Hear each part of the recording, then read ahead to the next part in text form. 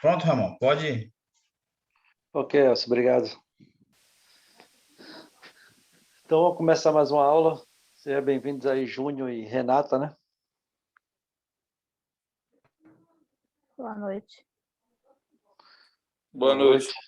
Boa noite. Compartilhar aqui a tela. Hoje vamos falar um pouquinho sobre a metodologia chamada Seis Sigma.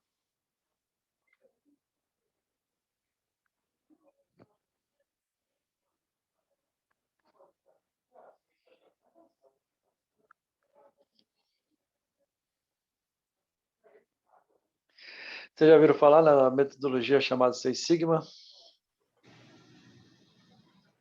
Já vi uma aula que o Elcio deu já sobre ela. Uhum. Então, essa metodologia é usada por algumas empresas que passam por alguns problemas, né, relacionados a talvez a questão de lucratividade, reclamação de clientes, alguns processos que não conseguem atingir o resultado que se esperava dele. Então, essa metodologia é um investimento que é feito justamente para melhorar esses números, né? O número de perfeição do processo, evitar que aconteça refúgio, né? Chama em alguns locais de scrap, resíduo, né? Algo que não dá para aproveitar.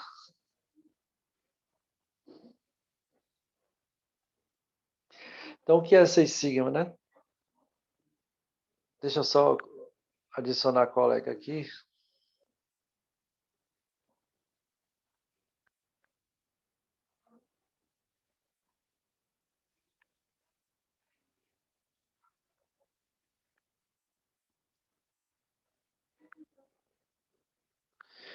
Então, o que é Seis Sigma? É uma estratégia gerencial, disciplinada e altamente quantitativa.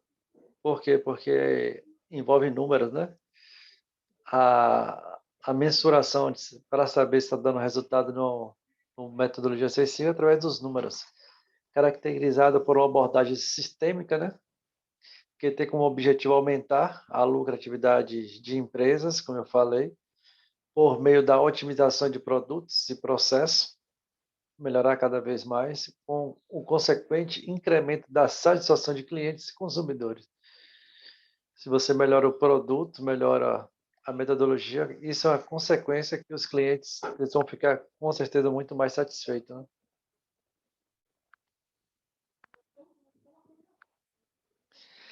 E visa atender as demandas do consumidor pela aplicação da ferramenta DMAIC e outras abordagens. Vocês já ouviram falar da ferramenta DMAIC?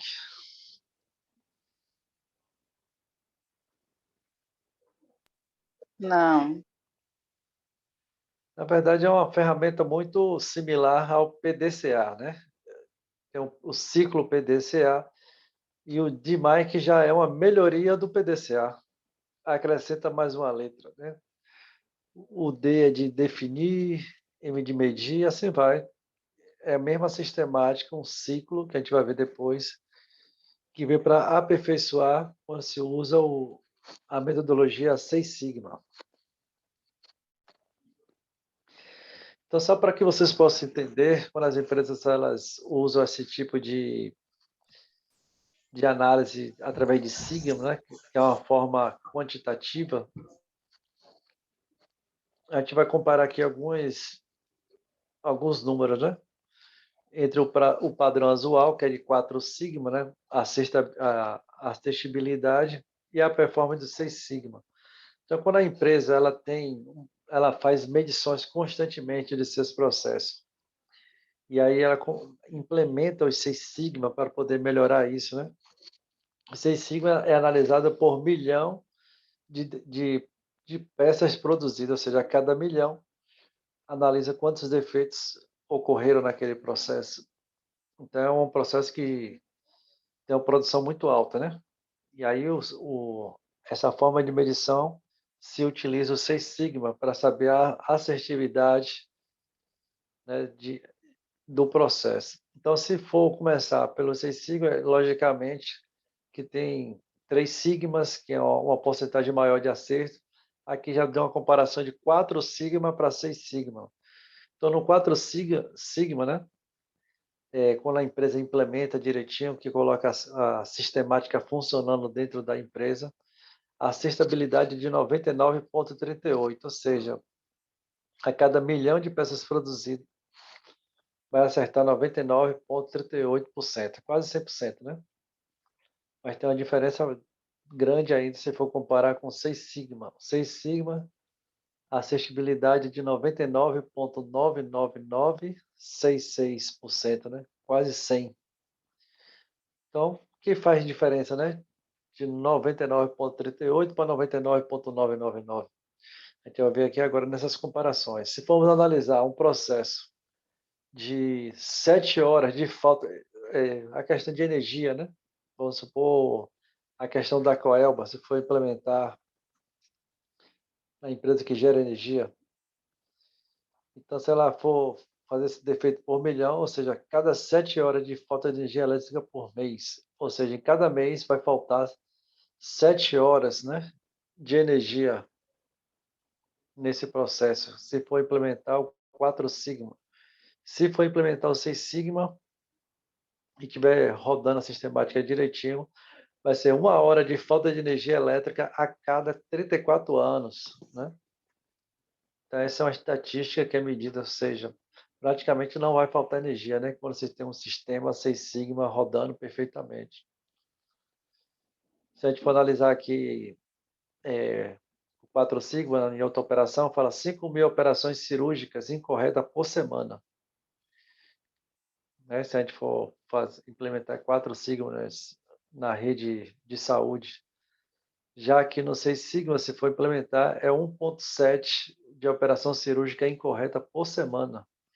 Ou seja, quase 2 operações incorretas por semana. Olha a diferença de 2 para 5.000. Então, do lado esquerdo aqui tem 3.000 cartas extraviadas para cada 300.000 cartas postadas no 4 sigma. Já no 6 sigma fala que uma carta extraviada para cada 300.000 cartas postadas. Diferença muito grande.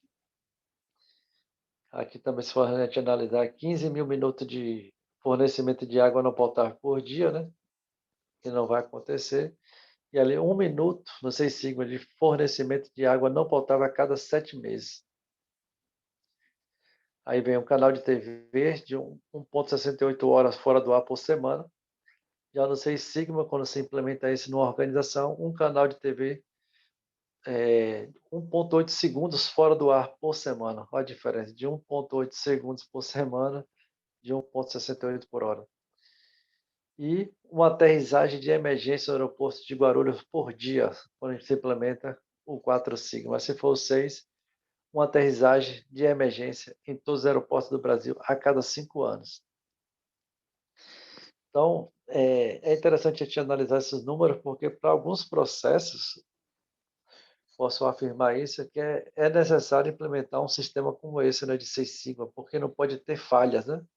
Como a gente viu aqui, esse processo mesmo aéreo mesmo, não pode haver falha, porque se houver falha, é uma tragédia, né? Então, é um processo que tem que rodar praticamente perfeito.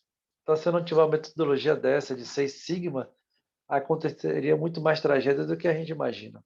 Se a gente for analisar, são milhões e milhões de voos que desce e sobe todos os dias nos aeroportos do mundo, né? E quantos acidentes de avião acontecem? Então, a gente for analisar, é muito raro acontecer. A gente pode até contar nos dedos, né? Por dia que acontece acidente de avião. E olha que, se for analisar os números, é milhões e milhões de voos, né? A cada dia. Então, Professor, eu não entendi muito bem. Esses 6 sigmas, a maioria das empresas já implementam ele? Já não, usam? Não, né? não. É quando a empresa decide fazer para buscar uma perfeição nos seus processos. É logicamente que existe todo investimento, né? Para implementar uma metodologia como essa. Precisa capacitar os profissionais, precisa investir, né, em qualidade, precisa melhoria contínua constantemente nos processos.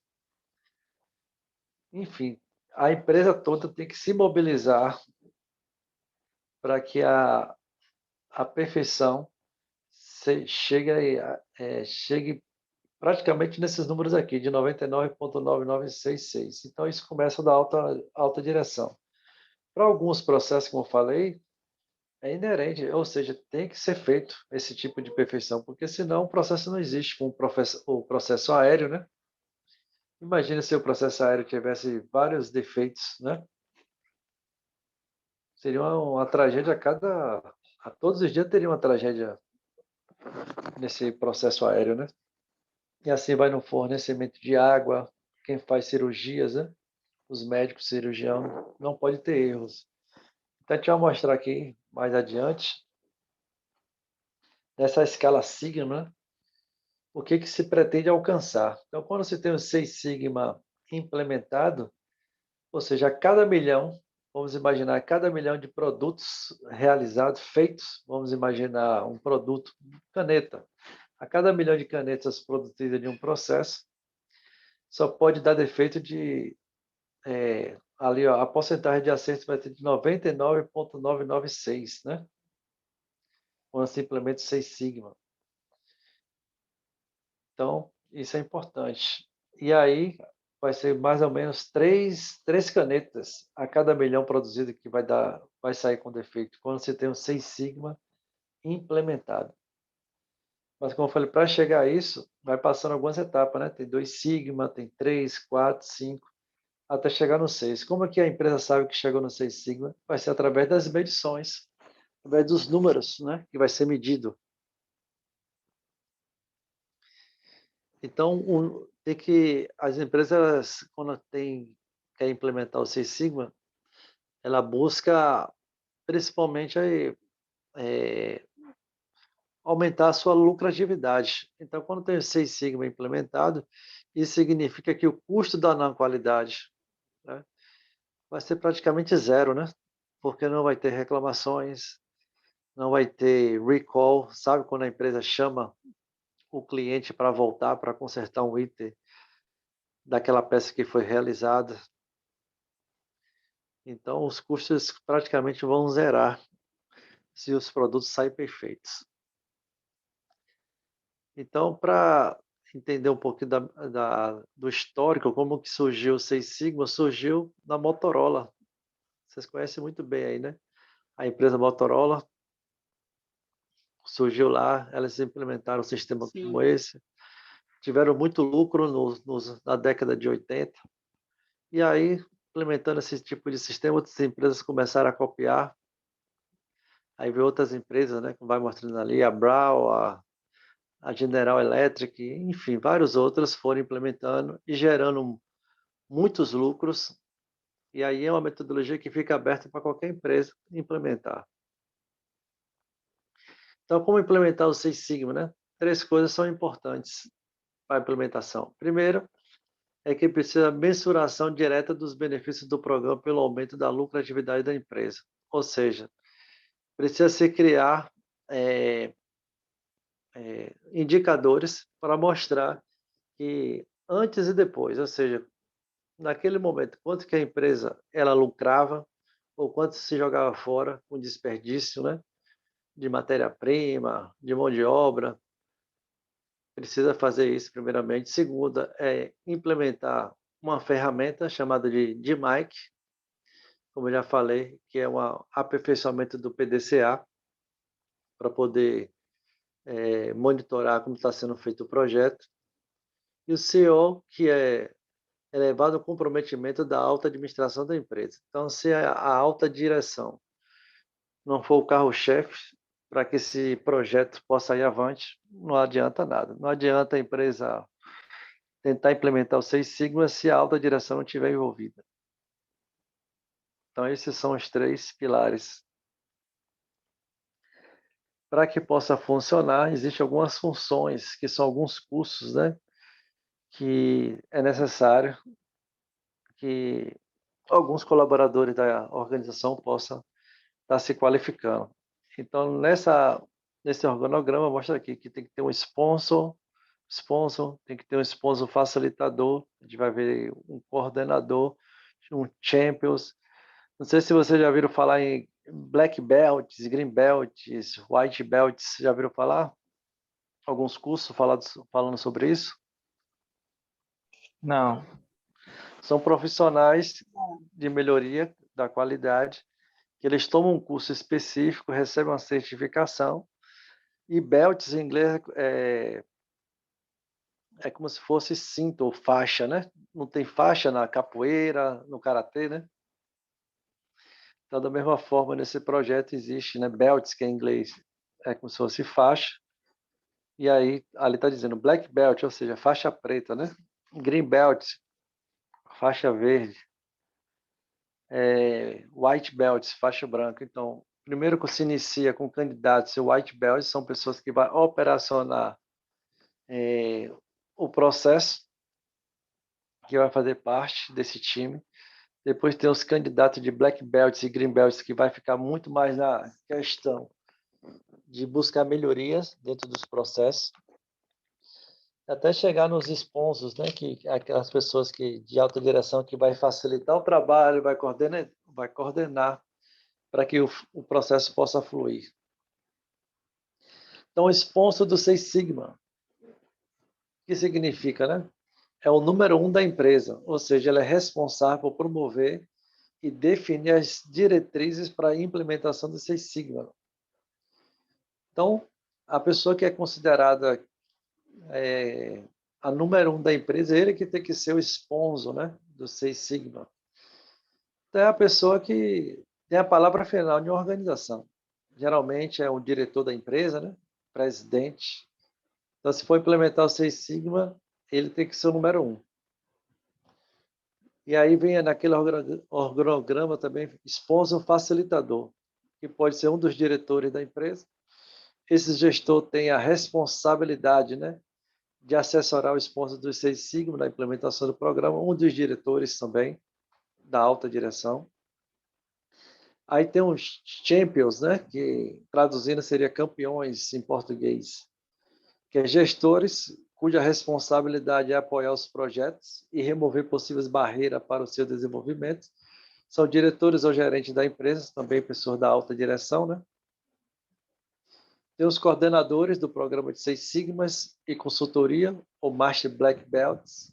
São profissionais que assessoram os sponsors, né, e os champions e atuam como mentores dos Black Belts e Green Belts, ou seja, esses coordenadores, o Master, né, como é falado, de Black Belts, eles fazem mais a consultoria, ou seja, eles treinam as pessoas que vêm abaixo, que é os Black Belts, ou seja, os faixa preta, e os Green Belts, que vai fazer mais a parte operacional.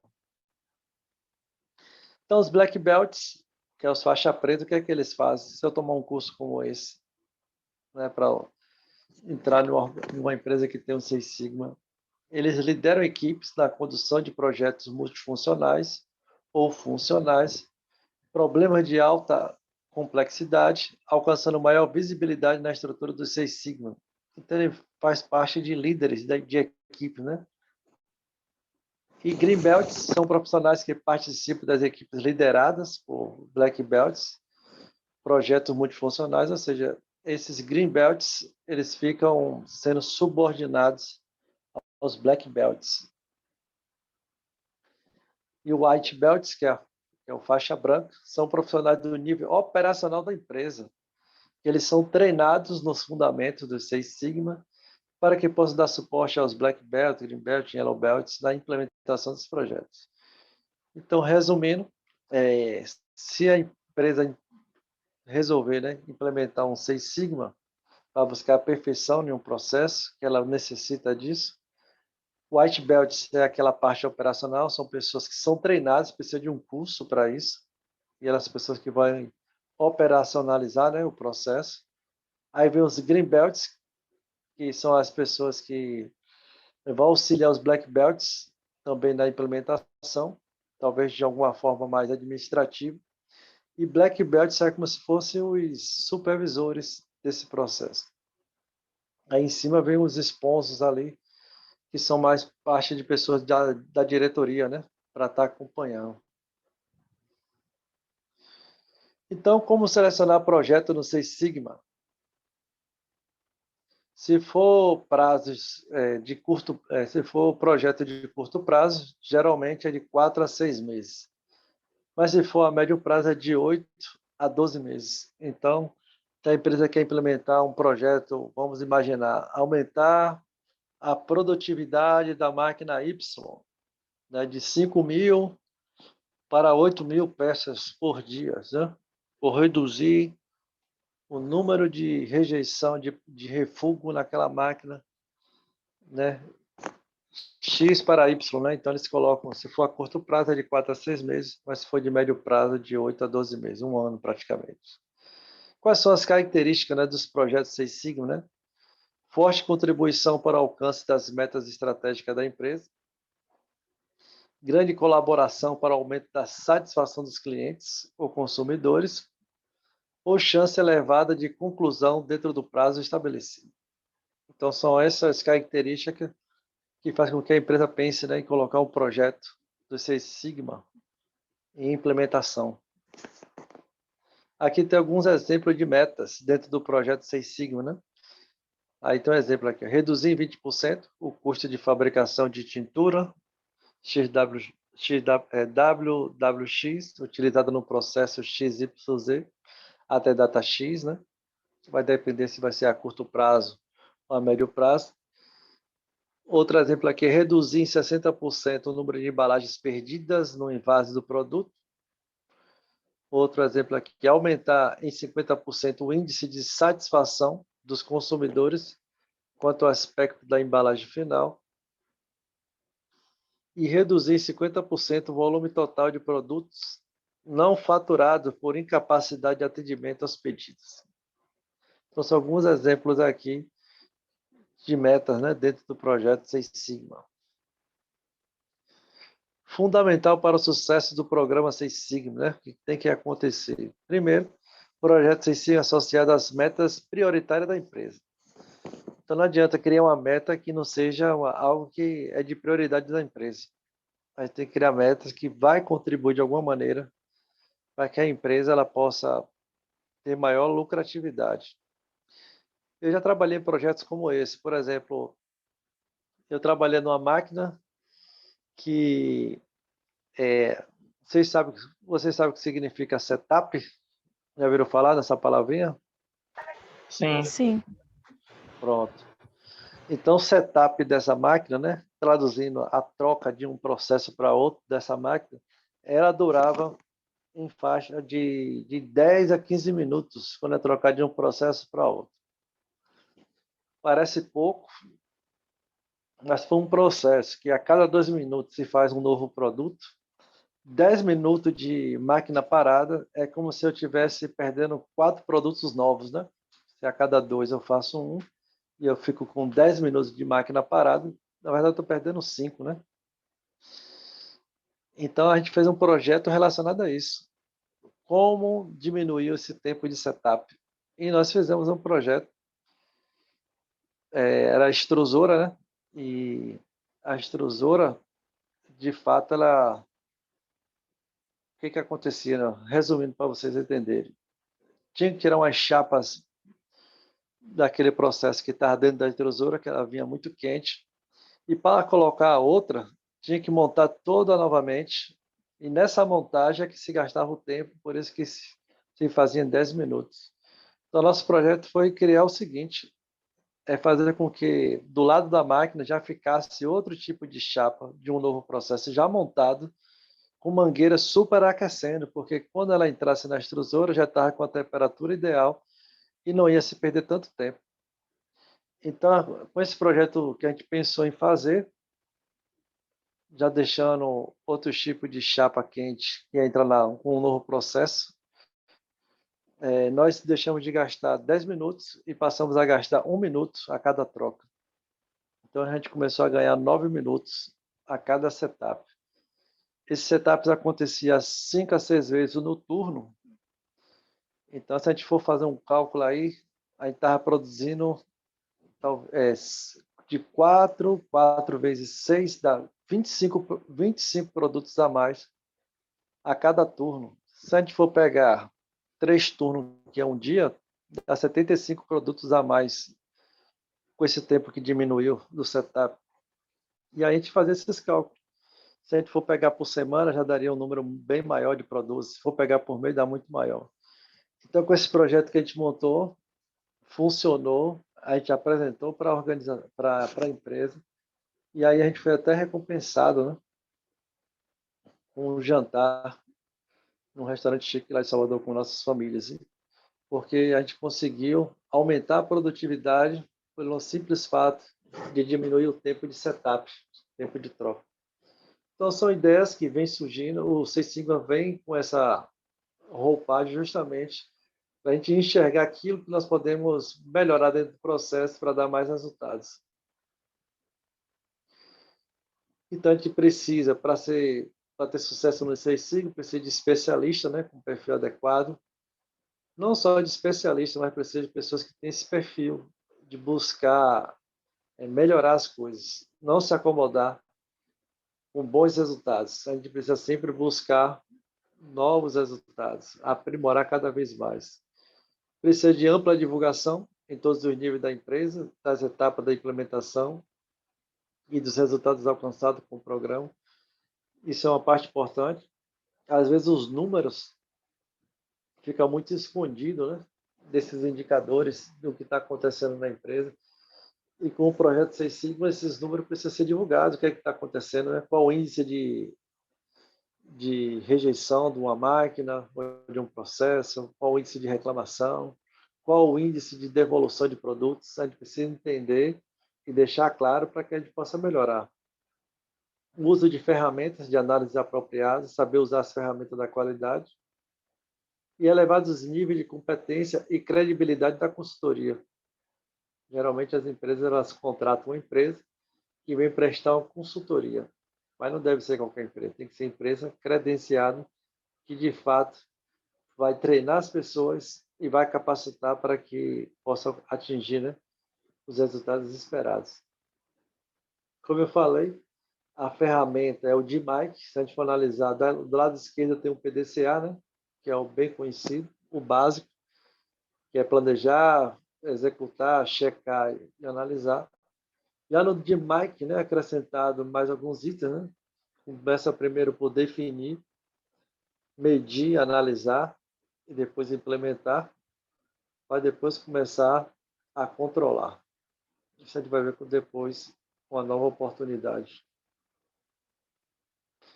Então, no DMAIC são 5 etapas, né? Definir, medir, analisar, implementar e fazer controle.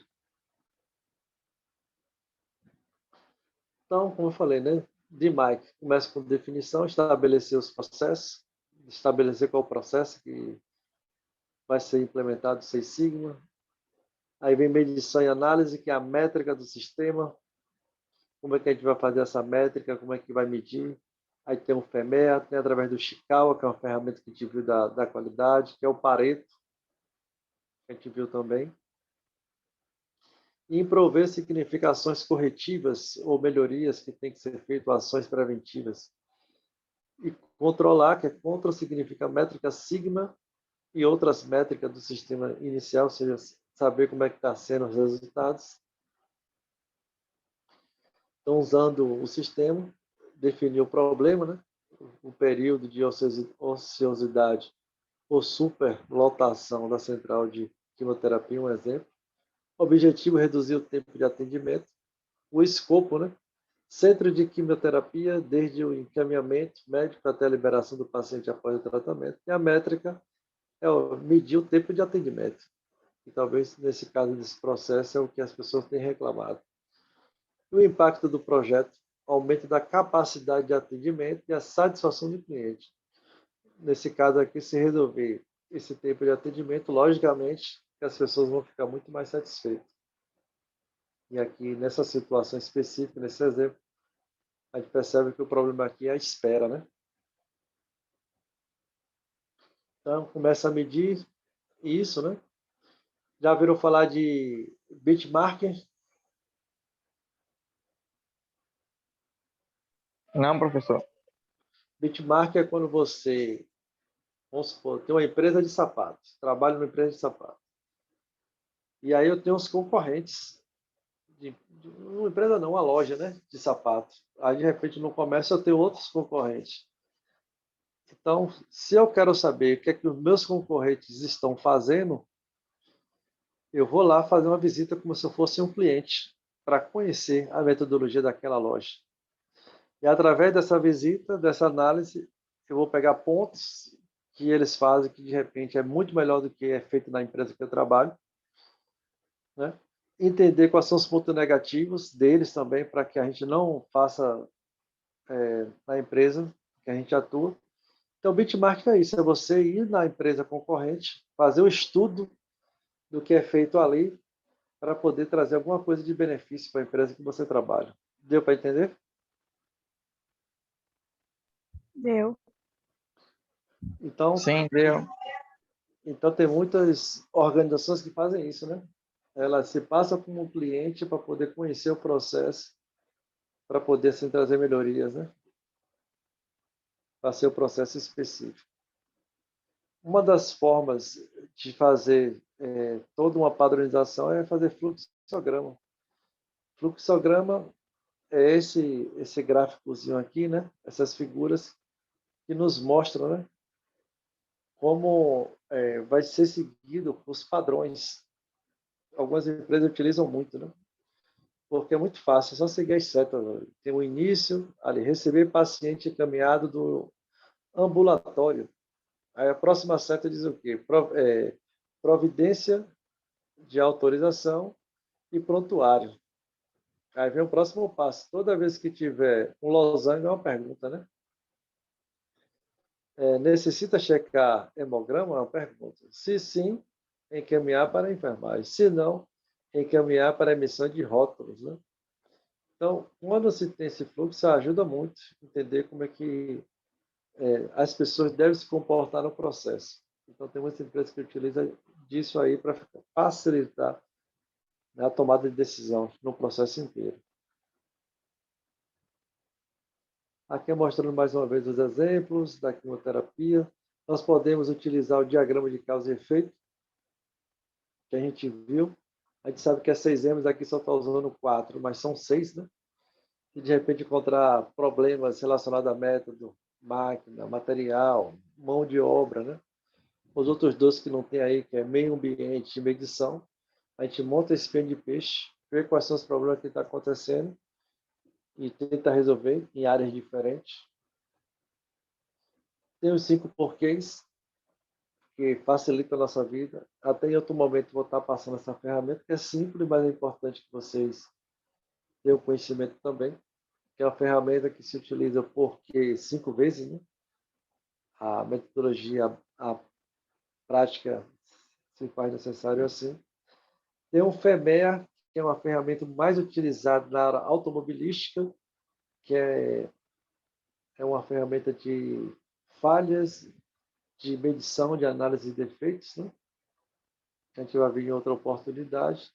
Tem o Pareto, que é uma ferramenta muito boa, que vai trazer para a gente, né, qual o índice que mais se repete a frequência.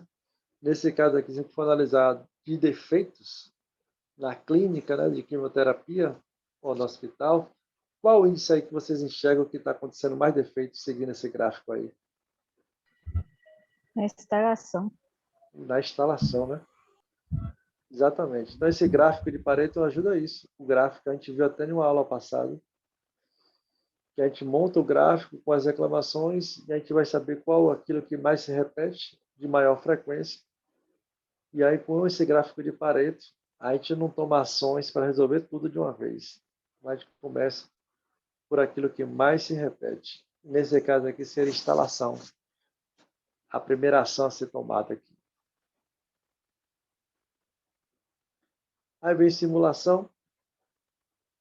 Não vou entrar em detalhes aqui. Existem modificações que podem ser feitas durante o projeto, alterar processo, avaliar processo após melhorias, né? Usar o FEMEA, que é a análise de modo de falhas e efeitos. Métrica, que é indicador, em outras palavras, plano de ação e ações preventivas.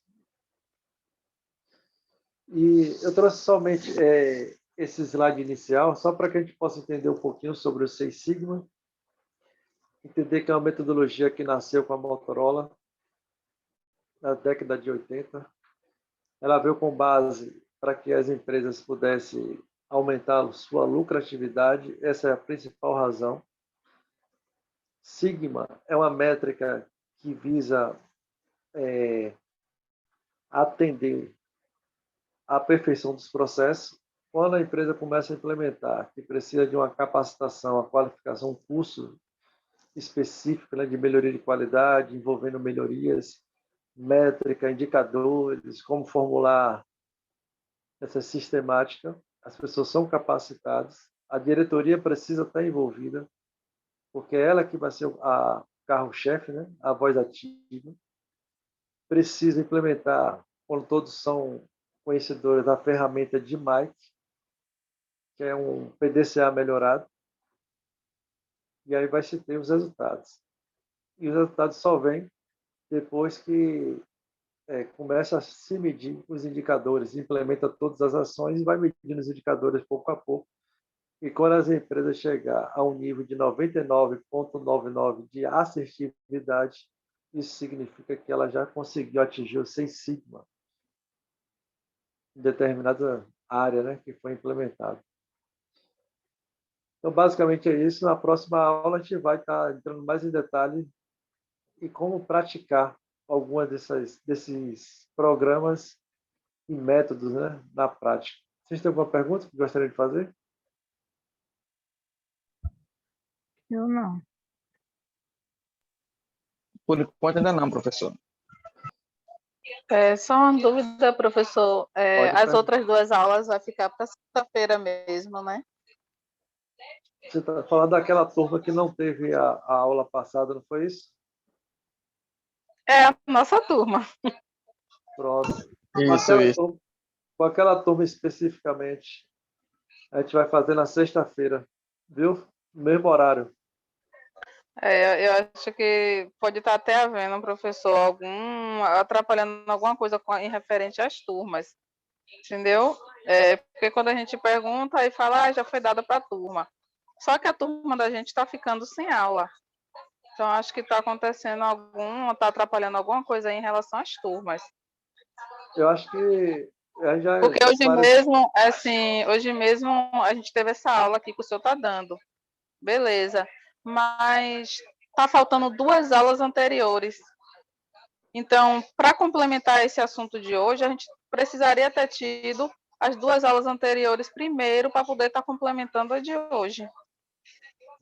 Verdade. Foi por isso que, quando um colega sugeriu que eu gravasse a aula e colocasse no grupo, eu sugeri que eu desse a aula para vocês, independente da aula gravada, entendeu? Isso, porque assim, o senhor deu aula de hoje. Tudo Isso. bem. Mas antes dessa, faltam duas aulas, e aí, tipo assim, o assunto que o senhor deu hoje já está mais avançado, porque a gente já tem duas aulas faltando. E eu acho que uma aula ela vem complementando a outra. Isso é verdade. Tanto Marquei que para sexta-feira, Ramon. eu já marquei sexta-feira já. Já Pronto. marquei com eles. 6h20? 6h20. Pronto. E aí eu Ok. vou estar alinhando essas aulas aí que vocês não tiveram. Ok, tá bem, professor. Obrigado. Agora as outras turmas Beleza, tiveram aula professor. normal. As outras turmas tiveram aula normal, então não precisa estar participando. É só a turma que ficou sem as aulas. Certo. Valeu, Então, professor. valeu, Manobre. Obrigado a todos aí pela participação. Uma boa noite a todos. Boa noite.